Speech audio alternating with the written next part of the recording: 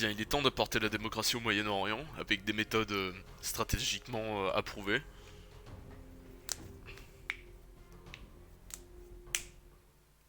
Step 1.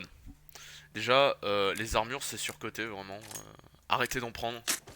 Les munitions, de toute façon, vous allez crever avant d'en avoir besoin, donc c'est pas un problème non plus. Step 2, choisir une arme de qualité. C'est-à-dire qu'on ne prend pas ce qu'il y a, genre les clairons, les AS-Val, les VHS croates, non, non, non, non, les Oni Badger non plus, les SVD Dragunov, ça commence à être dans ce qu'on peut taper. Je conseille la K74, évidemment, pour les pauvres. Cependant, pour les encore plus pauvres, ce que vous êtes, bande de CK merde, je vous conseille la KM. Très pratique. Déjà les viseurs c'est surcoté, ça sert à rien, de toute façon vous savez pas tirer donc ça sert à rien de viser avec. Dans les accessoires secondaires, un lance fumigène c'est pour le teamplay, vous avez pas d'amis donc ça ne sert à rien. La poignée de dégagement c'est pour une fois que vous avez besoin de fuir et de sortir votre pistolet, ce qui n'arrivera jamais, vous allez crever avant. Le bipied sérieusement. Le lance chevrotine, alors c'est un lance-grenade de 40 mm qui tire de la chevrotine. Ça existe. La poignée de rechargement, vous serez mort avant de vider votre chargeur.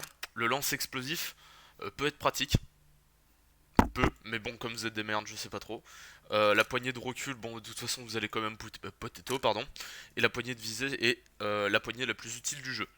Le cache-flamme est utile pour les fusils en 5.56 parce que sinon vous allez rien voir quand vous allez MacDump comme des abrutis. Le frein de bouche est assez utile sur les fusils en 7.62. Le silencieux ne sert à rien, arrêtez d'être stupide.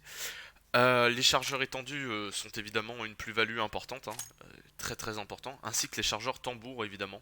Mais comme on est des cucks, on va garder les chargeurs de base parce que vous n'avez pas les moyens de dépenser des points là-dedans. Les munitions de traceur sont très rigolos en PvE, ne servent absolument à rien en PvP. Encore ma arme secondaire, bah, vous prenez un Gucci Glock, hein, toujours très utile de balancer ses points là-dedans, voilà. Cependant, je vais me maintenir avec un Browning High Power pour des questions d'équité. Donc, step 2, faire apparaître des chances pour l'humanité. Donc c'est très simple, il suffit d'appeler un escadron ennemi.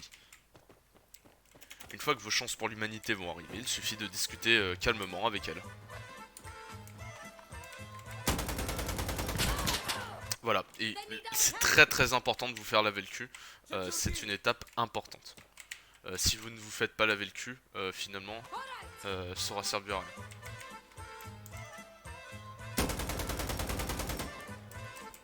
Alors, chose importante aussi, le sélecteur de tir sur la CAD n'existe pas. Hein. Vous êtes obligé de rester en automatique. Parce que le semi-auto est vraiment surcoté. C'est une utilité. De toute façon, comme vous serez mordre avant d'utiliser tous vos chargeurs, ça n'est pas un problème.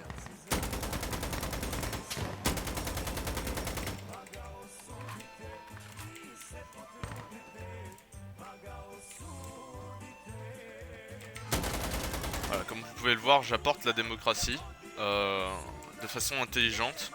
Et donc, je ne tire pas pour rien sur les gens. C'est vérifiable. C'est écrit dans mon livre, comme l'a dit un grand philosophe. Alors, très important, il faut également niquer les petites peaux de merde américaine, hein, parce qu'il faut combattre le capitalisme. Voilà, c'est important. Voilà, vous voyez, là, il y en a un, il a décidé de prendre du matériel pour défendre Stalingrad, c'est-à-dire ça. Est-ce que vous avez déjà vu quelqu'un utiliser ce genre de fusil, en fait? Oui, dans des livres d'histoire. Voilà, et ils étaient de quel côté? Le côté des perdants. Voilà, donc ça, on oublie, d'accord? Bon, je crois que j'ai fini d'apporter la démocratie. Ça me semble plutôt un travail plutôt bien fini. Et puis voilà, hein, c'est la fin de ce tuto. Et au plaisir. Surtout n'oubliez pas, exécutez vos prisonniers politiques.